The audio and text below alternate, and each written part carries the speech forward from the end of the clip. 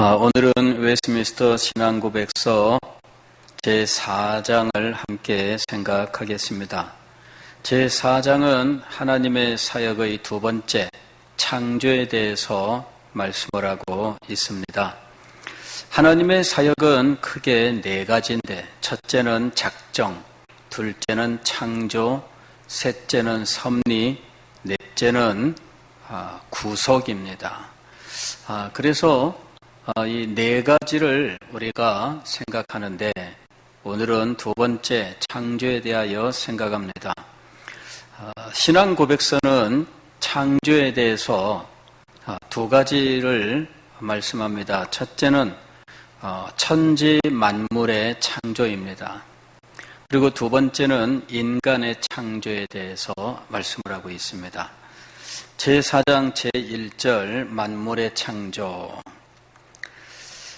괄호 1번 성부 하나님과 성자와 성령은 태초에 자신의 영원한 능력과 지혜와 선하심의 영광을 나타내기 위하여 6일 동안 무로부터 세계와 그 안에 있는 모든 것, 즉 보이는 것이나 보이지 않는 모든 것을 기쁘게 창조하셨고, 창조하신 모든 것은 선했다, 이렇게 가르치고 있습니다. 오늘 우리는 이 신앙고백서의 진술에서 하나님께서 천지 만물을 창조하셨다라고 하는 사실을 가장 먼저 중요하게 생각을 해야 됩니다. 그리고 이 천지 창조는 삼위일체 하나님의 공동 사역이었다라는 것이죠. 그래서 성부 하나님과 성자와 성령은 창조했다, 이렇게 말씀하고 있는 거예요. 우리가 읽은 창세기 1장 1절 이하의 말씀도 바로 이제 이런 사실을 가르치고 있는 거죠. 태초에 하나님이 천지를 창조하시니라. 하나님이 천지를 창조하셨어요.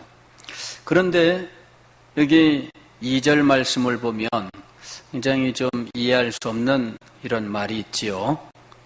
땅이 혼돈하고 공허하며 흑암이 깊음 위에 있고 하나님의 영은 수면 위에 운행하시니라. 하나님의 영, 이 말씀을 과거에 우리가 사용하던 개역성경에서는 하나님의 신이라고 번역을 했습니다.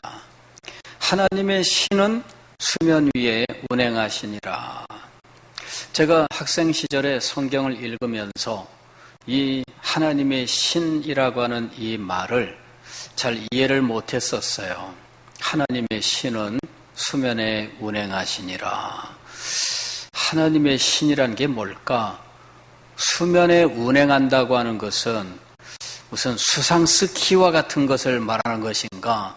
굉장히 분명히 우리나라 말인데 읽으면 이해가 안 되는 거예요. 하나님이 무슨 수상스키와 같은 신을 신고 물 위를 지금 마치 수상스키처럼 이렇게 돌아다니고 계신다는 말인가 하는 거죠. 나중에 제가 한문 성경을 봤어요. 국한문 혼용판. 그랬더니 여기에 신이 하나님 혹은 신을 가리키는 God이란 말을 의미하는 것이었죠. 그래서 하나님의 신, 즉 성령을 가리키는 거예요. 성령이 수면 위에 운행하시니라. 그래도 이해하기 어려웠어요. 수면 위에서 운행하신다. 무슨 보트를 타고 계시는 건가? 운행한다 그러면 버스를 운행하거나 보트를 운행하거나 뭔가 이런 운전하는 느낌이 들잖아요. 근데 이거는 뭐 어쩔 수 없습니다.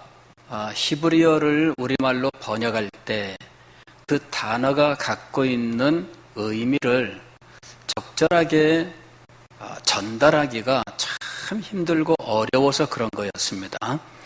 여기에 운행하시니라 하는 이 말은 사실은 그 의미를 우리가 잘 몰라요. 그래서 학자들이 이 말이 가지고 있는 의미를 알기 위해서 주변의 히브리어와 인척관계에 있는 언어들을 연구했어요. 아람어, 갈대아어 이런 이웃나라의 언어들을 연구했는데 그 비슷한 이 말을 가지고 그리고 그 의미일 거다 이렇게 추측을 한 거예요. 요 말이 그런 겁니다.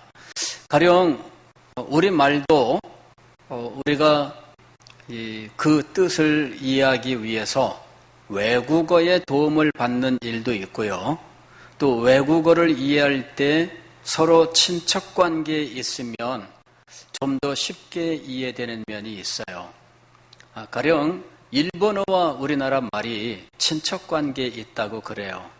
전혀 다른 말인 것처럼 보이지만 가만히 말을 찾아가 보면 우리말의 변형이다라고 하는 것을 알게 되는 순간들이 있어요. 가령 일본의 그 신문 중에는 아사히 신문이라는 게 있잖아요. 아사히. 근데 이게 한문으로는 조일이라고 돼 있어요. 아침 조자에 날일자죠. 그럴 때 아침과 그 다음에 날일자는 이 해, 태양을 가리키는 거예요. 그래서 이거를 우리말로 하게 되면은 아침해예요. 아침해. 조일 신문인데 아침해 신문이죠. 그런데 요 아침해 우리말로는 지금 현재 아침해지만 일본 말로는 아사히예요. 그런데 그 어원을 따지고 가면 우리말과 똑같아요. 이것이. 이런 그 일본어 단어가 굉장히 많습니다. 왜냐하면 언어가 서로 가까운 친척 관계예요. 그러니까 이렇게 어근이나 이런 걸 가지고 이 친척 관계에 있는 언어들을 조사하고 그래서 이것이 이런 의미일 것이다라고 이제 짐작을 하는 거죠. 이 운행하시니라 하는 말이 바로 그런 말이에요. 분명히 히브리어에 말은 있는데 의미는 아무도 몰라요. 그래서 주변에 친척되는 언어들의 어근을 비교하면서 연구를 하면서 학자들이 서로 의견이 모아진 부분이 뭐냐면은 요 운행하시니라 하는 요것은 마치 암탉이나 어미새가 이 알을 품는다든지 아니면은 새끼를 품에 품고 있는 것 같은 그 동작을 표현하는 말이다 이렇게 이제 의미를 짐작한 거지요. 그래서 이게 뭐냐면은 성령께서 창조한 지구, 하나님이 창조한 지구, 그 지구의 현재 모양은 어떤 상태냐면은 땅이 그랬는데 이 땅이 바로 지구예요. 지구가 혼돈하다라는 말은 뭐냐면은 모양이 지금 확정이 되어 있지 않다는 거예요. 마치 그 아메바와 같이 일정한 모양이 없어요. 이게 혼돈하고 그 다음에 공허하며라고 이야기를 했어요. 공허하다고 하는 것은 아직 땅에 살고 있는 존재가 없다 그 말이에요. 아무런 이 거주하는 생명체가 없다 그런 말이죠. 그 다음에 흑암이 깊음에 있고라는 말은 물로 깊은 물로 둘러싸여 있는 거예요. 깊은 바다와 같이. 그러나 아직 육지는 밖으로 드러나 있지 않아요. 이거는 둘째 날 일어나는 일입니다. 첫째 날은 이 땅덩어리가 지금 일정한 모양이 없고 생명체도 없는 상황에서 물로 둘러싸여 있는 거예요. 그런데 그 지구를 물로 둘러싸여 있는 지구를 마치 암탉이 알을 품듯이 성령께서 지금 품고 있는 거죠. 암탉이 이 알을 품을 때 알을 굴린다 그러잖아요. 그죠? 예. 이게 바로 운행하시니라예요. 그러니까 이 창조에 있어서 하나님이 창조하셨는데 성령께서 지금 등장하고 계시는 거예요. 창조할 때 성부 하나님만 창조하신 것이 아니죠. 성령께서 이 창조의 현장에서 창조된 이 지구와 함께하고 있는 거죠. 그 지구에 대해서 성령께서 지금 역사하고 계시는 거예요. 요한복음 1장을 보게 되면 태초에 말씀이 계시니라, 이 말씀은 곧 하나님이시니라, 그리고 말씀이 없이는 창조되지 않았다 이거죠. 이 하나님께서 창조하실 때 말씀이 창조의 현장에 있었고 이 창조에서 말씀이 없이는 창조가 되지 않았던 거예요. 그래서 우리는 성부, 성자, 성령 삼위일체 하나님께서 천지 만물을 창조하셨다 하는 사실을 성경을 통해서 알게 된 거예요. 이 사실을 믿지 못하는 사람들이 세상에 참 많죠. 그래서 어떤 사람들은 또 과학이 발달하면서 우주는 그냥 저절로 생겼다 이렇게 주장하는 거예요. 그 우주만 관찰을 하면 참 그런 결론에 도달할 수 있을지 모르겠습니다. 그런데 참 사람이 얼마나 어리석은지 모르겠어요. 이 앞에 지금 이렇게 종이 있잖아요. 십자가 종이 있는데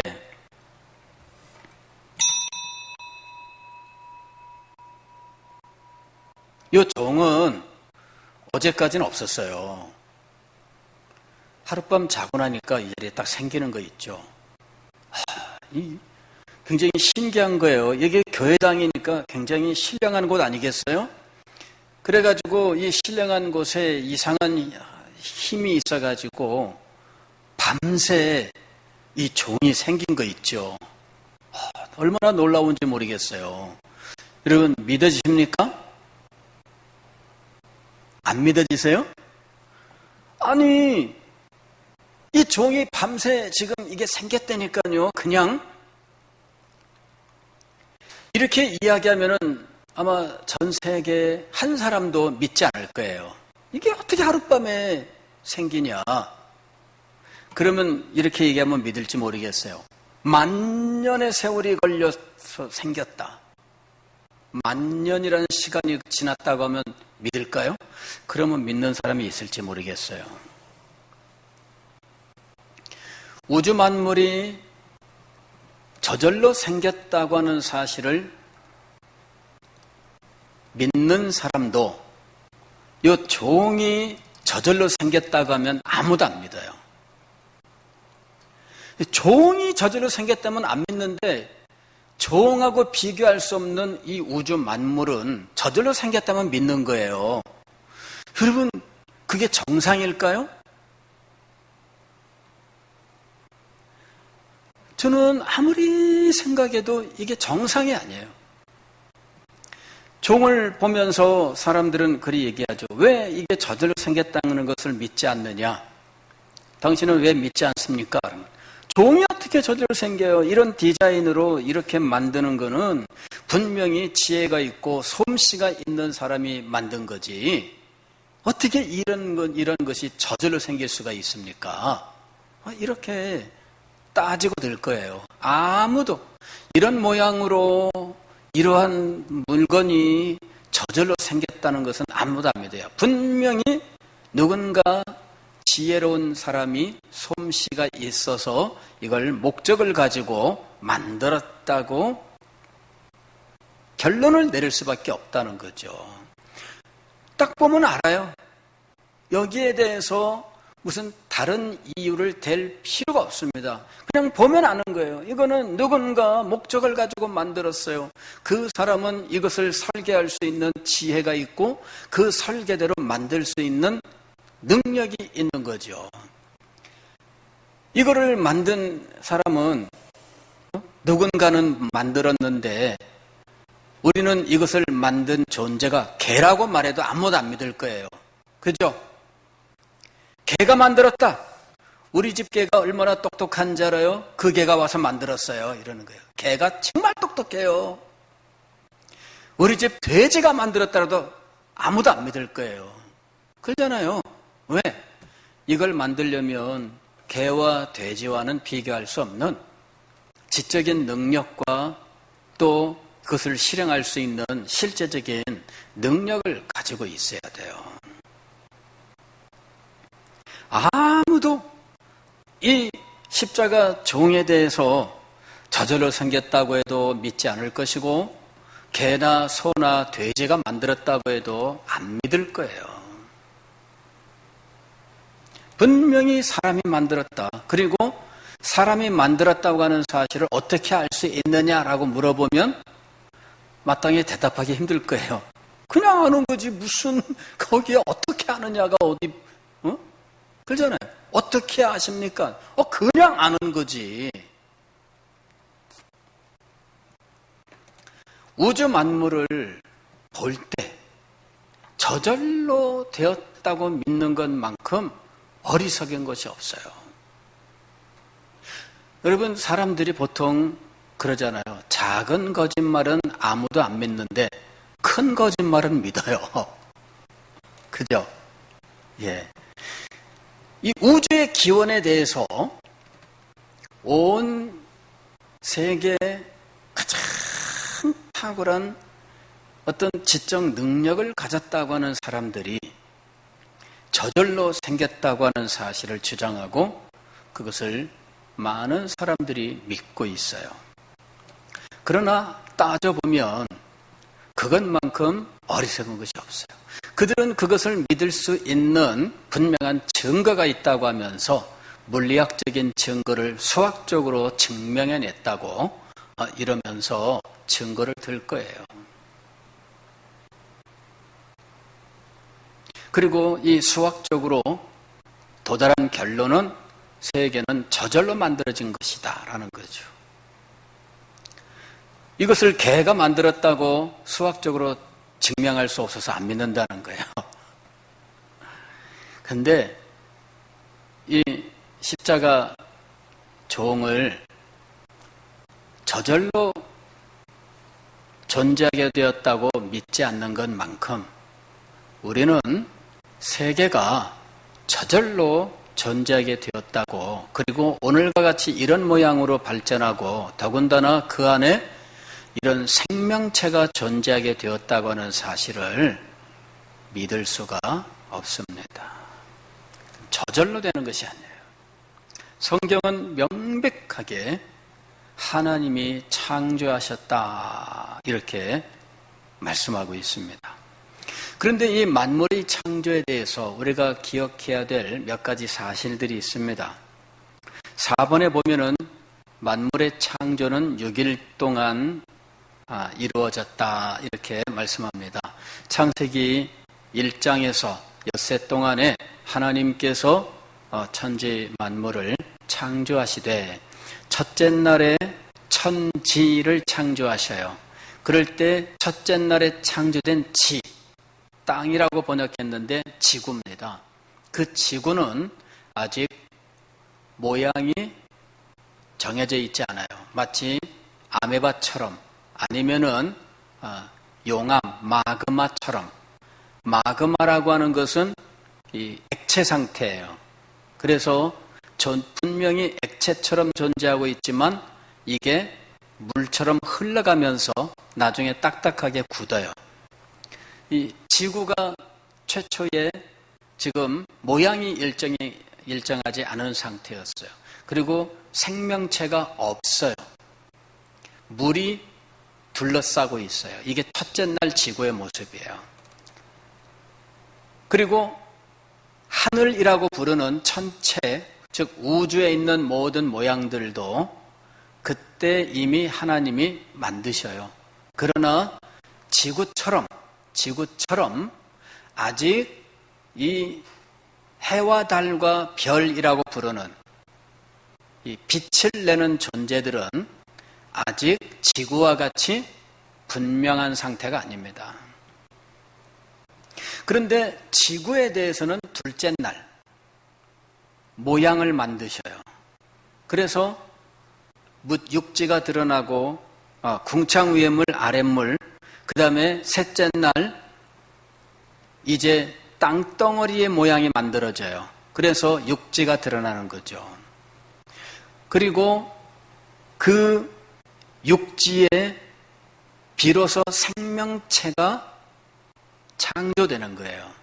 그래서 식물들이 먼저 나와요. 그 다음에 넷째 날은 첫째 날 지구와 함께 창조되었던 소위 말하는 천체입니다.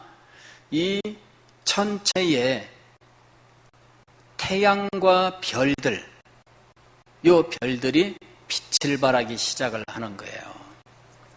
그러니까 지구도 처음 모양이 있었고 해와 별들도 처음 모양이 있었는데 넷째 날 이 태양과 별들이 빛을 발하기 시작하는 거예요. 그 다음에 이제 다섯째 날 그때 비로소 이제는 하늘의 생명체들, 그죠? 하늘의 생명체들. 그 다음에 여섯째 날에는 땅에 있는 생명체들. 그래서 이 하나님께서 지구 또 천체 그리고 그 안에 생명체, 식물과 동물, 동물도 바다와 하늘과 땅 이런 식으로 하나하나 채워가셔요. 그리고 제일 마지막에 사람을 창조하심으로 엿새 동안의 모든 창조를 끝내시는 거죠. 자, 그래서 이 창조에 있어 우리가 기억해야 될 것은 4번 6일 동안 창조하셨다. 물론 이 6일 창조에 대해서 오늘날 와서는 여러 가지 변형된 이런 주장들이 있습니다. 6일이 이때 하루하루가 24시간 하루냐 아니면 그냥 의미상 하루라고 그냥 정해 놓은 것이냐, 이제 이런 이 논란들이 있습니다. 왜냐하면은 지질학과 진화론이 발전하면서 이제 이 24시간 하루에 대해서 우리가 주장할 수 없는 이런 학문적, 그건 과학적인 도전이 있었던 거예요. 그래서 지질학에 의하면 지구의 연대가 한 45억 년 이렇게 된다 그래요. 그리고 달은 지구보다 더 오래됐답니다. 몸집이 작아서 지구들 둘레를 돌고 있어요. 그러니까 아마 달은 한 50억 년 됐다고 하는데 달이 먼저 생겼고 지구는 나중에 생겼는데 어떻게 돌다가 만나가지고 달이 작아서 지구 둘레를 돌고 있을 뿐이지 달이 지구보다 더 오래됐대요. 이게 이제 지질학자들의 연구에 의해서 나오는 이야기들입니다. 그리고 이 지구도 45억 년인데 생명체가 생긴 거는 45억 년 중에서도 최근의 일이라는 이야기죠. 그러니까 이 지질학을 따져보면 그러면 이 창조의 연대를 지금 어떻게 해야 될지 참 난감하게 되는 거예요. 과거에 어떤 분이 성경의 연대를 계속 해나갔는데 이 사람들의 족보, 그 다음에 나이 이런 걸 가지고 거슬러 올라가면서 계산했더니 창조의 연대가 몇 년으로 나왔느냐 하면은 BC 4004년으로 나온 거예요. 그래서 과거에 이 영어 성경에 보게 되면 성경 본문 옆에다가 연대를 써놓은 이런 인쇄된 성경책들이 있는데 그 성경책을 보면은 4004년, BC 4004년. 그러면 지금부터 따져도 6000년, 24년? 이렇게밖에 안 된 거예요. 6024년이라니 오스트랄로피테쿠스 원인이라고 부르잖아요.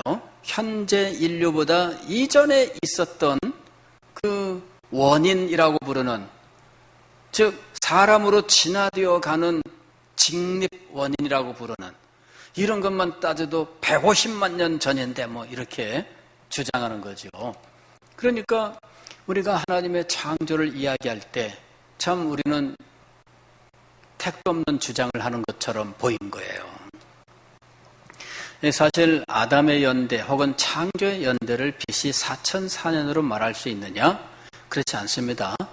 즉 사람의 어떤 그 성경에 나오는 사람들, 그들의 수명, 그 다음에 대수를 따져서 거슬러 올라가면서 그 연대를 계산하는 것은 정확하지 않다라고 하는 것이 벌써 증명된 사실이에요.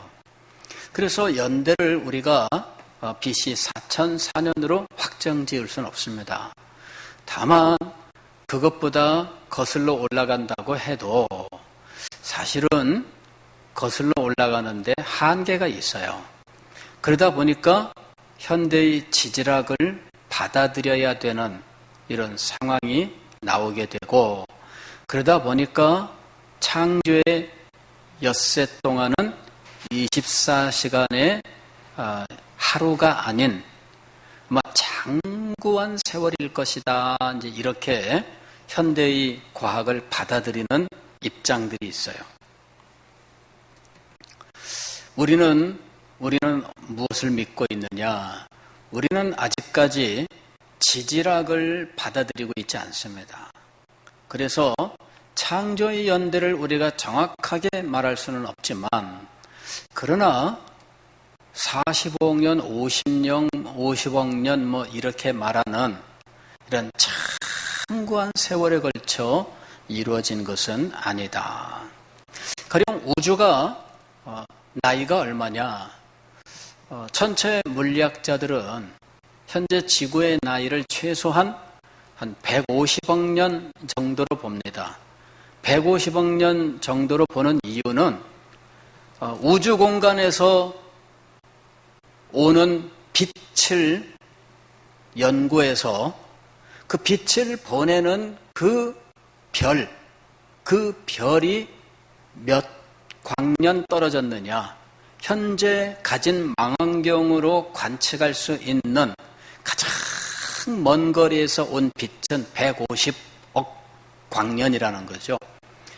그 앞으로 그보다 더 먼 곳에 있는 별빛이 이 인간이 가지고 있는 망원경에 포착될 수는 있을 거예요. 그러나 그거는 1, 2년 가지고는 말할 수가 없죠. 앞으로 몇십억 년 지나야만 계산할 수 있는 거예요. 그러니까 지금 현재 인간은 150억 년 광년, 150억 광년 떨어진 그 빛까지만 현재는 알 수 있는 상황이다. 그러니까 우주의 나이는 150억, 최소한 150억 년이다. 뭐 이렇게 말할 수 있는 거죠. 그러면서 아마 그것보다 더 많이 넘어가지는 않을 것이다.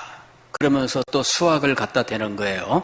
빅뱅으로부터 쳐가지고 최고로 팽창했다가 다시 이 팽창된 것이 오므라드는데 아마 그 기간이 아마 150억 년에서 조금 더 갈 것이다. 그 다음에 이것이 뭉쳤다가 다시 또 빅뱅할 것이다. 그래서 빅뱅 반복설도 있어요. 그러니까 그렇게 따지면 이 우주는 뭐 시간을 말할 수가 없는 거죠. 영원한 것이 돼버리는 거예요. 그래서 빅뱅이 반복되는 거예요. 이것이.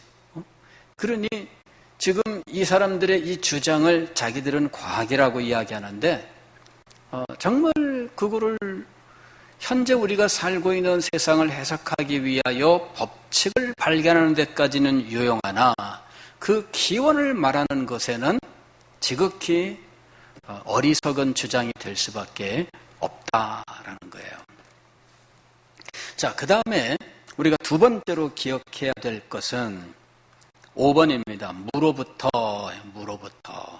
무로부터라고 하는 것은 하나님 이외에는 아무것도 없는 가운데에서 창조가 이루어졌다는 거예요.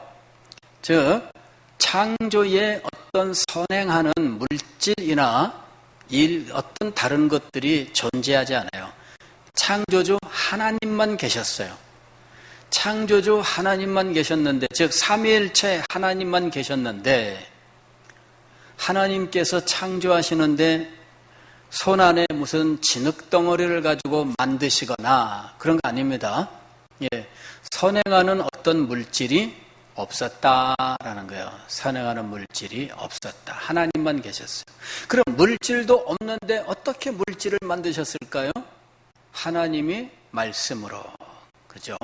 그래서 빛이 있으라 말씀하셨던 것처럼, 그러니까 빛이 척 하고 나타나는 거예요. 이것이 무로부터의 창조입니다. 하나님은 아무것도 없는 하나님 한 분만 존재하는 그 상태에서 말씀으로 천지 만물을 창조하셨습니다.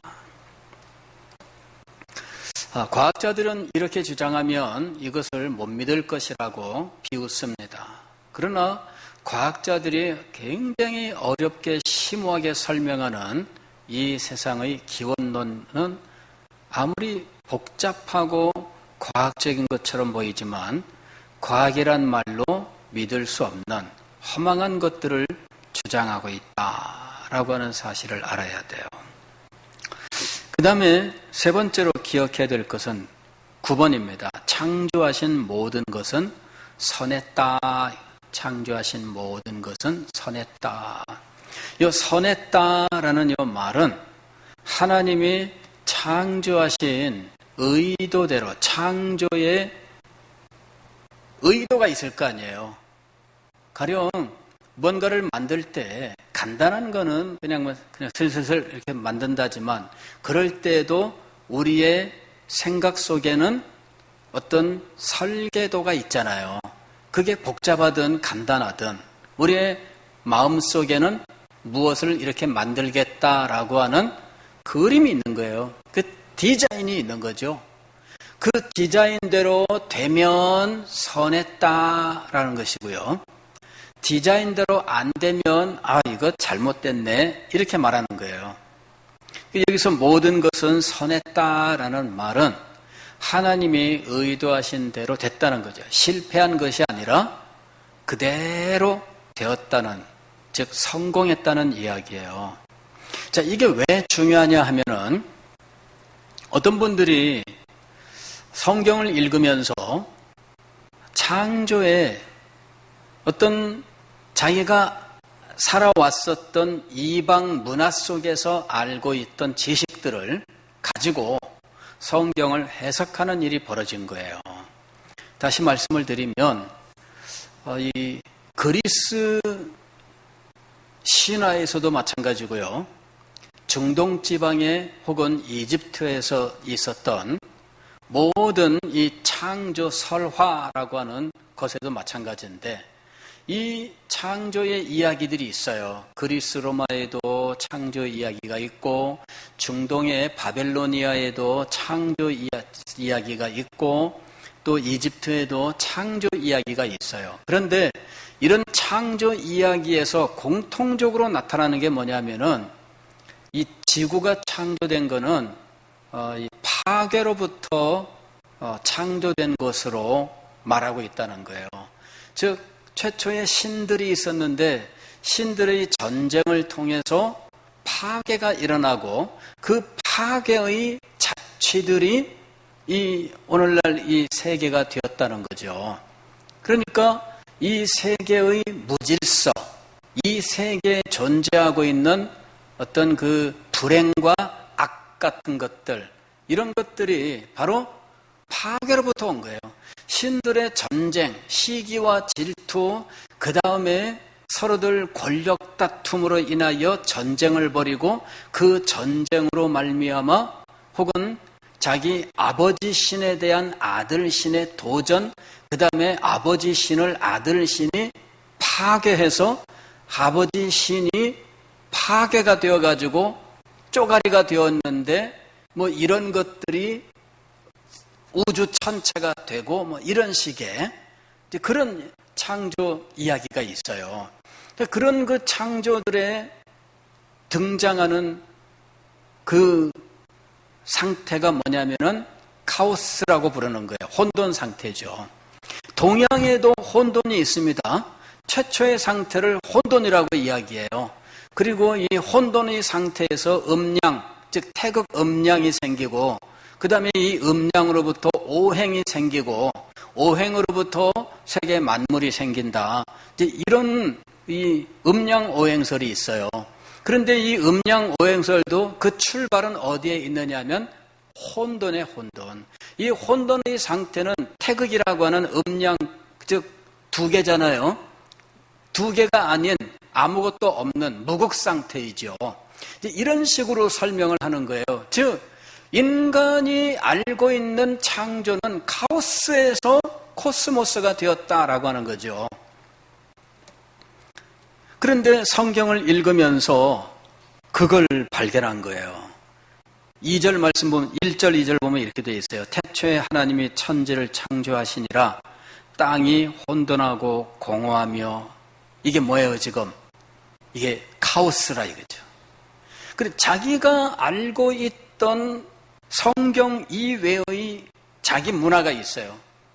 우리가 예수님을 믿을 때 성경을 모르는 상황에서 내가 자라난 문화가 있어요. 그 문화에서 배운 것들이 있어요. 그걸 가지고 성경을 해석하게 돼 있어요. 그러다 보니 카오스에서 코스모스로 이게 창조구나.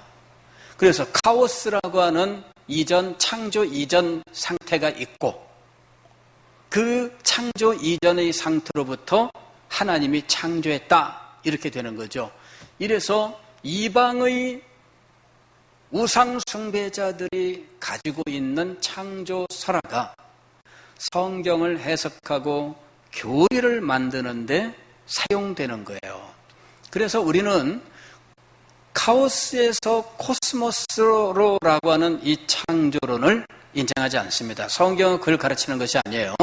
아무것도 없는 상태에서 하나님이 창조하신 거예요. 또는 어떤 사람들은 이렇게 이야기합니다. 세계 만물을 창조하기 이전에 영적인 세계에서 하나님과의 전쟁이 있었고 이게 그리스 신화에서 등장하는 거예요. 혹은 중동의 여러 민족들이 가지고 있는 설화에서 신들의 세계에서의 전쟁이 있는 거예요. 그러니까 바알 신과 아세라 신 그리고 바알 신과 대적하는 또 다른 신 그래서 그들 사이에 전쟁이 일어나고 이 신이 죽고 뭐 이러는 그런 그 상태에서 이 우주가 만들어지고 이제 이러는 것들이죠. 그래서 자기들이 믿는 것을 여기에 그대로 적용하는 거예요. 아, 그렇구나. 이 천지 만물을 창조하기 전에 카오스 상태가 있는데 이 카오스는 신들의 전쟁이었다. 즉 천사들의 반란, 즉 루시퍼의 반란이 있었고 루시퍼의 반란으로 말미암아 최초의 창조는 파괴가 되어 카오스가 되었는데 하나님이 재창조한 것이다. 이제 이런 식으로 이야기를 하는 거죠. 아니면 하나님이 창조를 하는데 이 창조에 뭔가 잘못이 있다 이렇게 이야기를 하는 것이죠. 그래서 인간이 불행을 겪는 거예요. 병도 걸리고 또 죽기도 하고 뭐 가난과 여러 가지 불행을 겪게 되고 또 인간이 마음속에 선만 가진 것이 아니라 악도 가지고 있고 죄를 짓고 하는 이런 것들은 하나님의 창조에 어떤 문제가 있었다 이렇게 보는 거죠. 이게 다 자기들이 가진 이 문화, 성경이 가르치는 것을 그대로 받는 게 아니라 자기가 성경을 알기 전에 가지고 있던 생각들 혹은 그 자기들의 문화권에서 통용되고 있던 것들을 가지고 성경을 해석하는 이런 일들이 벌어지는 거예요. 그래서 이 창조에 있어서 이 무로부터의 창조나 또는 선한 창조, 즉 하나님의 의도대로 완벽하게 완전하게 창조되었다라고 하는 것을 부인하는 일들이 이제 일어난 거예요. 그리고 그것을 부인하게 되면 어떤 결론을 내릴 수밖에 없느냐 하면 인간이 지은 죄는 인간의 잘못이 아니라 하나님의 잘못이다. 이렇게 결론을 내릴 수밖에 없어요. 하나님의 잘못 때문에 우주에 문제가 생겼고 인간의 문제가 생긴 거다. 이렇게 결론을 내리는 거예요. 그리고 그것을 정당화하는 철학이 사실은 1세기, 2세기, 3세기 그 중동 지방에서 나타나요. 그게 바로 영지주의라고 하는 철학입니다. 이 영지주의 철학이 종교에 적용되면서 영지주의에서는 참신과 하등신을 구별을 해요. 그리고 하등신이 천지만물을 창조하는 창조주인데 이 하등신의 한계 때문에 이 물질 세계는 이렇게 어려움을 겪는 거예요. 그래서 이것을 구원받기 위해서는 물질 세계를 버려야 돼요. 물질 세계를 버리고 사실은 순수한 하나님에게로 가야 되는데 순수한 하나님에게로 가는 길은 하나님이 보내신 자 예수 그리스도를 믿는 거죠. 그런데 이 믿는 것도 그냥 믿는 것이 아니라 이 참된 영적 지식을 얻어야 된다. 그래야 물질을 버리고 순결한 영적 세계로 갈 수 있다는 거죠. 이게 이제 영적 지식이에요. 이런 식의 주장들이 나오는 거예요. 그리고 이 영지주의에서 이제 이 주장하고 있는 것이 뭐냐면은 나중에 인간의 타락에 대해서도 영지주의에서 말하는 것이 있어요. 그리고 그 영지주의에서 말하는 인간의 타락의 견해를 오늘날 우리 주변에서 보는 이단들도 많이 받아들이고 있어요. 나중에 타락 이야기할 때 이야기하겠습니다. 근데 어쨌든 이 창조에서 이 선하게 창조, 즉 하나님의 뜻대로 완벽하게 창조되었다고 하는 이 사실을 믿지 못한다면 그로부터 죄에 대해서 인간의 책임을 부인하는 하나님이 죄에 대하여 책임이 있는 이런 주장을 하게 되는 거죠. 인간이 죄에 대한 책임이 없고 하나님이 죄에 대해 책임이 있다면 구원은 하나님의 당연한 의무일 것이고 죄에 대하여 우리는 아무런 가책을 받을 필요나 혹은 회개할 필요도 없게 되는 거예요. 우리는 하나님에게 떳떳하게 구원을 요구할 수 있게 되는 거죠. 그래서 이 창조론이 얼마나 중요한지 알아야 돼요. 하나님께서 만물을 창조하셨는데 그 창조는 삼위일체 하나님의 창조였으며 또 엿새 동안에 걸쳐서 아무것도 없는, 즉 하나님 이외에는 아무것도 없는 상황에서 말씀으로 창조하셨고 창조하신 모든 것은 하나님이 의도하신 대로 완벽하게 창조가 되었다라는 것이죠. 그 다음에 이 창조는 목적이 있어요. 목적이. 하나님이 어느 날 심심해서 창조하신 것이 아닙니다. 여기는 목적이 있는데 3번이 그 창조의 목적에 대한 이야기예요. 자신의 영원한 능력과 지혜와 선하심의 영광을 나타내기 위하여. 즉 여기 영원한 능력과 지혜와 선하심은 하나님의 성품이죠. 하나님의 속성이에요. 이것의 탁월함을 우리는 영광이라고 불러요. 그 영광을 나타내기 위해서라는 겁니다. 이 창조를 제대로 알지 못하면 인간에 대해서도 허무주의에 빠지고요. 우주에 대해서도 허무주의에 빠질 수밖에 없어요. 작년엔가 그 유명한 천체 물리학자가 죽었지요. 이 호킹이라고 하는 사람입니다. 그런데 이 사람은 장애를 가진 사람이지만 이 물리학에서는 엄청난 천재로 인정을 받아요. 근데 이 사람은 하나님을 안 믿죠. 당연히 안 믿어요.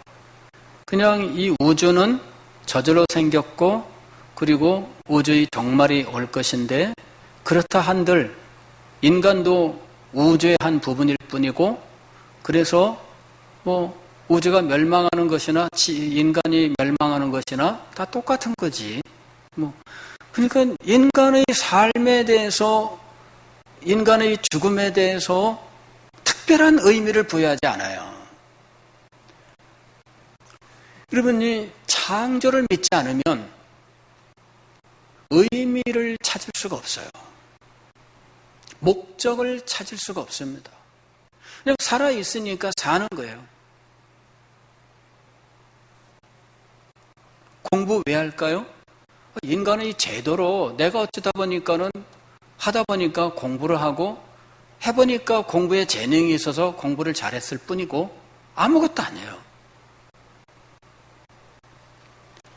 창조를 믿지 않으면 인간의 삶에 대해서 그 의미와 목적에 대해서 말할 수 있는 게 아무것도 없어요. 오늘은 시간이 없어서 만물의 창조까지만 이야기합니다. 인간의 창조에 대해서는 다음 주에 말씀을 드리겠습니다.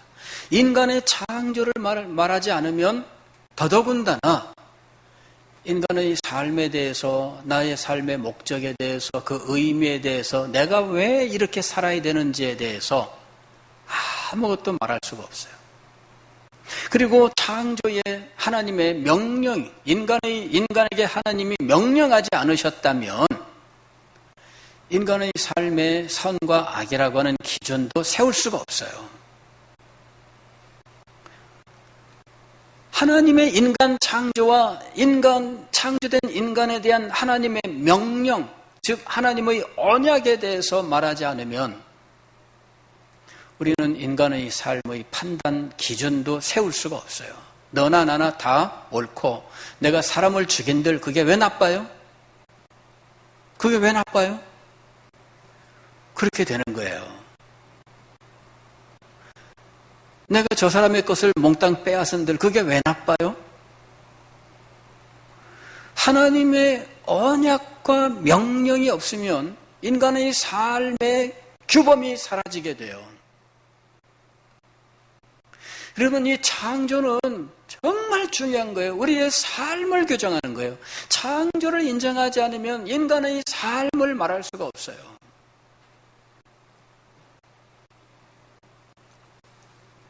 사랑하는 성도 여러분, 우리가 창조론을 믿고 있다고 하는 사실, 아니 성경이 창조를 가르치고 있다는 사실은 우리의 삶에 얼마나 중요한 일인지 모릅니다. 창조를 모르면 우리의 삶이 귀하지 않아요. 하나님이 인간을 창조하시고 인간에게 이러이러한 명령을 내리셨다는 것을 믿지 않으면 우리는 개나 소나 돼지나 기타 아메바와 세균하고 우리는 아무런 차이가 없어요. 세균과 인간이 뭐가 달라요? 다를 거 없습니다. 곰팡이하고 인간이 뭐가 달라요? 다를 바 없어요.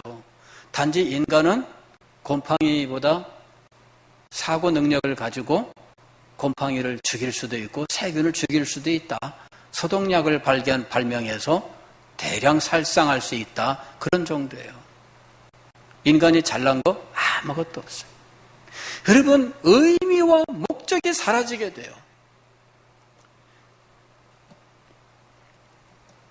창조는 인간을 가장 고상하게 하고 가장 우아하고 아름답게 만들고 인간의 삶을 가장 탁월하고 영광스럽게 만드는 거예요. 우리가 이렇게 살아야 된다라고 하는 삶의 목적과 방향을 정할 수 있고요. 그 삶을 정말 영광스럽고 아름답게 만드는 거예요. 창조를 믿느냐? 그리고 하나님이 창조 속에서 무슨 목적을 가지고 행하셨는지를 아는 것은 우리의 삶을 가장 아름답고 영광스럽게 만드는 것입니다. 기도하겠습니다.